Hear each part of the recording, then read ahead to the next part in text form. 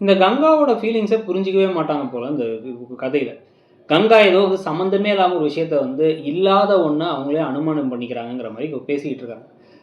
ஏற்கனவே வந்து பார்த்திங்க அப்படின்னா கஷ்டப்பட்டு வேண்டுதல் வைக்கிறேன்னு சொல்லிட்டு வேண்டுதல் வச்சும்பொழுது 2 பொண்ணுங்க ப்ரெக்னெண்ட்டாக இருந்தால் 2 பேரும் வந்து நல்லபடியாக குழந்தை பிறக்கணும், குழந்தை நல்லபடியாக இருக்கணும்னு இவங்க வேண்டுதல் வச்சுருக்கணும். ஆனால் வைக்கல. காவேரிக்கு மட்டும் வச்சாங்க. இன்றைக்கி காவேரி கிட்டக்க விஜய் வந்து காசெல்லாம் கொடுத்ததுக்கப்புறமா அவங்க என்ன பண்ணுறாங்க, அது அவங்க அம்மா கிட்ட கொடுத்துட்டு போயிடுறாங்க. கொடுத்ததுக்கப்புறமா 2 நாளில் வாடகை கொடுத்துடலாம் அப்படின்னு இங்கே வந்து கங்கா சொன்னால் அதை ஆல்ரெடி கொடுத்தாச்சு, அந்த வீட்டு ஓனர் எங்கேயோ வெளில போகிறாங்களாம், அதனால் விஜய் தம்பியே பணம் கொடுத்தாரு, நான் வேணான்னு சொல்ல கேட்காம கொடுத்துட்டாங்க. காவேரியே வந்து அந்த வாடகையும் கொடுத்துட்டா அப்படிங்கும்போது உங்களுக்கு இன்னும் அப்செட் ஆகுது.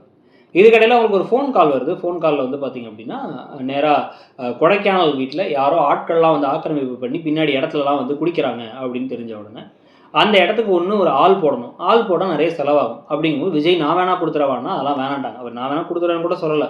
அவர் வந்து எவ்வளோ ஆகுன்னு கேட்டபோதே நீங்கள் கொடுக்க வேணான்ட்டாங்க. அதுக்கு பதிலாக அதை ஹோம் ஸ்டேவாக வச்சுக்கலாம். அங்கே ஒரு ஆள் போட்டு ஹோம் ஸ்டேவாக விட்டால் வருமானத்துக்கு வருமானமும் ஆச்சு, அந்த வருமானத்துலேருந்தே இவருக்கு சம்பளமும் கொடுத்தாச்சு, வீட்டையும் பாதுகாத்த மாதிரி ஆகிடும், தேவையில்லாமல் யாராச்சும் வந்து ஆக்கிரமிப்பு பண்ணாமல் அப்படின்னு இடத்துக்கு வராங்க. இது கங்காவுக்கு பிடிக்கல. ஆனாலும் வந்து அவங்க வந்து வேறு வழி இல்லாமல் அப்படியே முறைச்சிக்கிட்டு இருக்காங்க. இது ஒரு பக்கம் போயிட்டுருக்கு. இதுக்கு இடையில தான் வந்து பார்த்திங்க அப்படின்னா வந்து தாத்தா கால் பண்ணி பாட்டிக்கு உடம்பு சரியில்லைங்கிறாரு. இவர் ரெகுலராக கால் கூட பண்ண மாட்டார் போல், கூட மாட்டார் போல், கோச்சிட்டு வந்துட்டேன்னு உட்காந்துக்கிட்டாரு. அவங்க மன்னிப்பு கேட்குறனாலும் கேட்க மாட்டுறாரு. எதுக்கு இங்கே உட்காந்துருக்காருன்னு நமக்கு தெரியல. வேலைக்கு தேடிட்டு இருந்தாரு, வேலையும் இல்லை.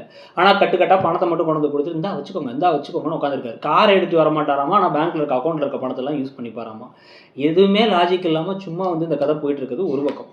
இதுக்கு இடையில தான் வந்து பார்த்திங்க அப்படின்னா வந்து இப்போ யமுனாவுக்கு ஒரு பெரிய ஷாக் இருக்குது. நிவினோட அம்மா நிவினை உட்கார வச்சு சாப்பாடெலாம் போட்டு கடைசியாக என்ன சொல்கிறாங்கன்னா, நீ சந்தோஷமாக வாழல, எனக்கு கண்ணு முன்னாடி தெரியுது, நீ வருத்தத்தில் இருக்க, வேதனையில் இருக்க, அந்த பொண்ணு உனக்கு செட் ஆக மாட்டான், அப்புறம் எதுக்கு நீ அவ கூட வாழ்ந்துட்டு இருக்கணும், நீ எப்படி பிஸ்னஸ் பண்ணணும், ஸ்டார்ட் அப்புக்கு 50 லட்ச ரூபா வேணுங்கிற, நான் இடத்த விற்றாலும் வேணாங்கிற, லோன் அப்ளை பண்ண போகிறேங்கிற, நீ இதுக்கப்புறம் இவ கூட வாடுறதுக்கு பதிலாக உனக்கு பிடிச்ச மாதிரி ஒரு பொண்ணை கல்யாணம் பண்ணிக்கோ, இவளை டிவோர்ஸ் பண்ணிட்டுங்கிறாங்க. இது அப்படியே பார்த்து அப்படியே யமுனா முறைக்கிறாங்களா, யமுனா என்னம்மா அது எக்ஸ்பிரஷன், அது என்ன எக்ஸ்பிரஷனே எனக்கு புரியல. மற்ற எல்லாருமே ஒரு மாதிரி இயல்பாக நல்லா நடிக்கும் பொழுது இந்த ஒரு கதாபாத்திரம் மட்டும் துருத்திக்கிட்டே இருக்க மாதிரியே ஏனோ தோணுது. ஏன்னா அவங்களுக்கு அந்த ஒரு எக்ஸ்பிரஷனில் அவங்க என்ன சொல்ல வராங்கிறது கன்வே ஆகலைங்கிறது ஒரு கருத்து.